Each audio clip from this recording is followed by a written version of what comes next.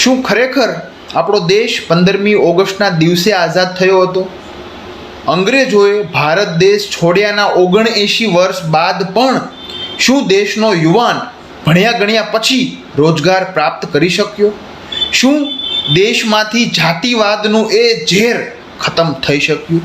શું વિવિધ જાતિઓમાં ઉચ્ચ નીચતાની એ માનસિકતા ખતમ થઈ શકી?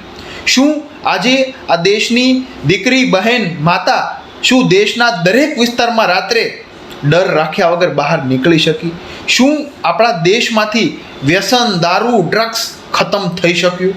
આવા તો ઘણા બધા પ્રશ્નો છે, પરંતુ આજનો યુવાન, આજનો તમામ પ્રકારનો નાગરિક, જવાબદારવાળો માણસ એ માત્ર ને માત્ર એઆઈ મીડિયાના માધ્યમથી 15મી ઓગસ્ટ સ્વતંત્રતા દિવસનો સ્ટેટસ રાખીને દેશની આઝાદીને જશ્ન મનાવવા માગે છે, તો તમે ખોટા છો.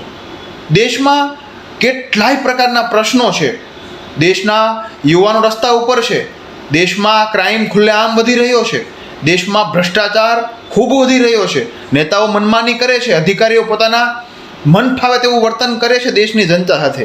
પરંતુ શું આપણે માત્ર ને માત્ર આ 15મી ઓગસ્ટના દિવસે આટલો બધો મહાન અને પવિત્ર દેશ માટે સૌથી ગૌરવનો દિવસને માત્ર ને માત્ર એઆઈ જનરેટેડ સ્ટેટસ રાખીને સેલિબ્રેટ કરશું?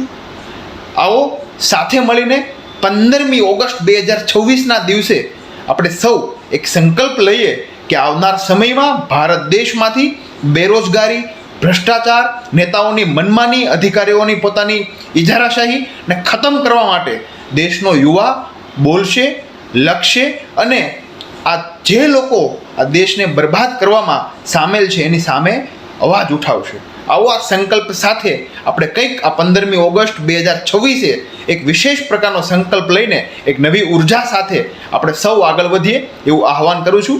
જય હિન્દ, જય ભારત.